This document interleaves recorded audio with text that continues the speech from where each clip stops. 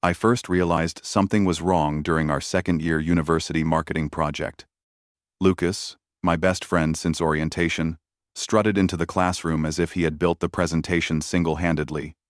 I froze as the professor praised our teamwork, and Lucas casually mentioned, "I really focused on the analysis. It came out great." I wanted to scream. All those hours I spent designing slides, drafting strategies, and running calculations, he acted like he did it. When I confronted him quietly, he shrugged with that infuriating grin. "We're a team, chill." At first, I tried to rationalize it. Maybe he's just good at presentations? Maybe I'm overreacting? But over the next few months, the pattern became impossible to ignore. In gaming competitions, he copied my strategies. In coding assignments, he submitted my scripts as his own, and whenever something went wrong, he vanished from blame, leaving me to pick up the pieces. By the end of the year, my frustration had transformed into a cold determination. This wasn't just laziness. This was calculated exploitation. I vowed silently, the next time he cheated, it would be his downfall. Over the next semester, Lucas continued his habit.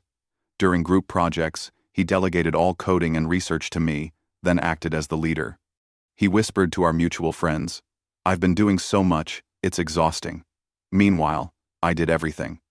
In online tournaments, he pretended to be the strategist while using my gameplays. He even went so far as to share my private notes with other teams, taking credit for insights he had never developed.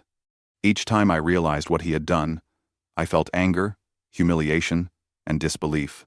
But instead of lashing out, I started documenting everything. Screenshots of conversations, emails, recorded streams, and timestamps. Every detail went into a hidden digital folder. Every lie he told, every manipulation he attempted, became a piece of ammunition. And then came the ultimate test, an inter-college hackathon. He confidently told me, "Don't worry, I'll handle the presentation, you just code. You know I'm better at showing results." That smug grin sparked the first concrete plan. This would be the moment I flipped the script. The hackathon was the perfect setup. I pretended to comply, working on the back end while he prepared for the presentation.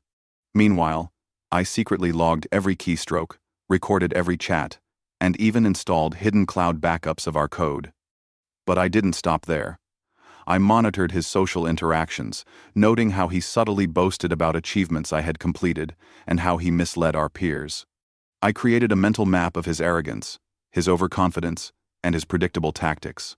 Every brag, every sly remark, every attempt to shift credit became a piece of the eventual reveal.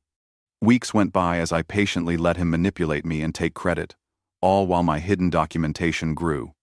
My friends began noticing tension, but I masked my intentions, smiling through the frustration and pretending Lucas's behavior didn't bother me. The real trap came with an online gaming tournament. Lucas had built a reputation for flashy moves and clever strategies, all borrowed from me. I volunteered as his partner, feigning admiration for his skills. He laughed, saying, "Finally, someone who recognizes my talent." I set up a live stream without his knowledge, enabled automated recordings, and invited the tournament administrators under the guise of security checks. Every move Lucas made would be tracked, time-stamped, and recorded for evidence. During the matches, he continued using my strategies, boasting publicly about my genius plays. I kept quiet, letting the trap work, noting the audience's reactions in real time. The tension was electric. He had no idea what was coming. Midway through the tournament, Lucas attempted a complex combo that I had coded months ago. A moderator flagged it. Lucas froze, muttering, "Wait, that's my idea too, right?" I smiled silently as the logs revealed otherwise. I began sharing subtle hints in the tournament chat visible to organizers. "Lucas, remember the strategy I coded last month?" He panicked, trying to cover it up. The live-streamed footage showed every move, time-stamped and undeniable. Friends watching online gasped as his lies unraveled, one by one. The first public crack appeared in his confident facade. He was panicking, but didn't know how to recover without incriminating himself further. By the end of the tournament, administrators confronted Lucas live, showing my time-stamped evidence, chat logs, and recordings. His face drained of color. For the first time in years, he couldn't charm, argue, or manipulate his way out. The chat exploded with reactions, viewers calling out his cheating, friends shocked at the betrayal, and even mutual acquaintances expressing disbelief. Lucas, the untouchable, the confident manipulator, was finally exposed publicly. The satisfaction was overwhelming. Not out of cruelty, but because justice had finally been served. After the exposure, word spread like wildfire. Friends questioned their support for him. Online communities, once in awe of his skills, shunned him. Even his closest allies hesitated to defend him. I felt a strange mixture of satisfaction and unease. Seeing someone fall was intense, almost surreal. Late at night, I reflected, had I gone too far? My actions were calculated, precise, but public humiliation can sting. I realized the difference between justice and cruelty.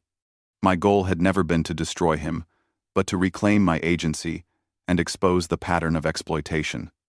I also realized how much patience, strategy, and documentation played a role. It wasn't anger that won the day, it was cleverness. Eventually, Lucas approached me privately. Apologetic, embarrassed, cautious. I nodded silently. Apologies couldn't undo years of manipulation, but the lesson had been learned. I moved forward, reclaiming control over my work, my reputation, and my confidence. I had been used, but no longer. Any future challenges, academic, professional, or social, would be mine to own. And in the end, I understood that revenge isn't just about punishment, it's about strategy, patience, and ensuring that justice is undeniable, visible, and lasting. Thank you for being here. If you enjoyed this, go watch the one on the left and don't forget to hit like and subscribe to the channel for more tales of triumph over injustice and a saga of ultimate revenge.